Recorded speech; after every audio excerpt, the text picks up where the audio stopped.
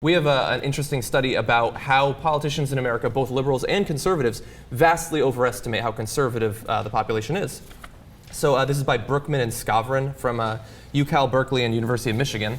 And so here are some quotes from the paper that I think are particularly interesting. They say, conservative politicians systematically believe their constituents are more conservative than they actually are by over 20 percentage points, while liberal politicians also typically overestimate their constituents' conservatism by several percentage points. I believe that should be 7.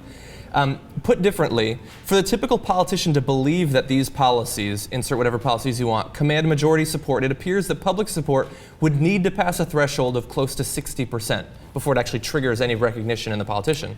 I think those are fascinating numbers, and the eye test bears that out, that we see just a lack of understanding that of issues where we think, hey, dude, I think you just win this issue just by saying what you think. But and what's more striking, I get it with conservatives, but even liberals don't quite get, because of the incredible power of the conservative media. That's what it's done, and the influence that conservative media has had on mainstream media. But that doesn't make it right. But I think that's clearly what's happening. To give you a sense of how large that 20% number is, so the conservatives overestimating their constituents by 20% on how conservative they are. That's the difference between Alabama and California. Right. Okay. So they think they're in Alabama when in fact they're in San Francisco. Yeah, let's actually skip ahead to the actual quote, and it's very interesting. This difference is so large that nearly half of conservative politicians appear to believe that they represent a district that is more conservative on these issues than is the most conservative district in the entire country. In the entire country. Yeah. And that's almost half of all conservative politicians across the country. Yeah, and how could you misperceive to that extent? Conservative politicians you read quotes like that all the time, about how out of step somebody is with the rest of the country and what real Americans believe. But they have no concept what real Americans believe. And so they keep saying, this country is center right, and I've heard that only a million times. And it's not just conservative politicians; it's almost every Sunday talk show. It's all the mainstream establishment press, center right. Well, look, guys, Obama might have won, but you have to understand it's a center right country. But wait, he just won twice, so why is it a center right country? The Democrats have routed the Republicans in election after election, and even the Democrats have no idea how center left the country is. Even those knuckleheads oftentimes either call it center or center right. 5 of the last 6 presidential elections, more votes to the Democrat. Yeah. Right. No, but Ben, it's a center-right country. Not to mention in the House in the last cycle, Democrats got significantly more votes than Republicans, and yet they're the minority in the House. Right, that's because of gerrymandering. Exactly. So, look, when you see this, I think that, it's again money in politics. Because, and why? Why is it? It's because they get paid by their donors to be center-right, to be right-wing, to do conservative policies that help the donors, right? So how are they going to live with themselves? Are they going to admit to themselves, the politicians, oh yeah, my constituents are totally liberal, but I'm screwing them on a daily basis? Or my constituents believe this, but I'm not going to do that. I'm going to do something 20% more conservative, which, by the way, in political speak, is 200% more conservative, right? Because I get paid to do that. So what do they say? No, it's okay, guys, it's okay.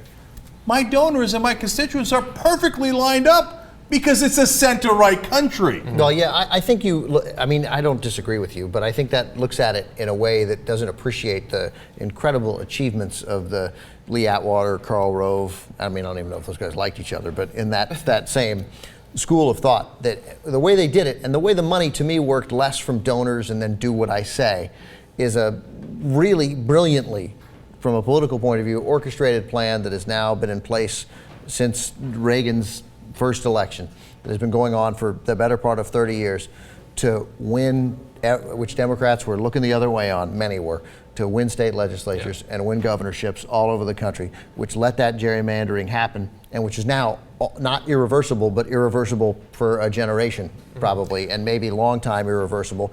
And that's how the money is most dangerous. It isn't to me ever so much that one guy gave me $2,500 or one industry gave me $10,000 or $50,000 and therefore I have to do this.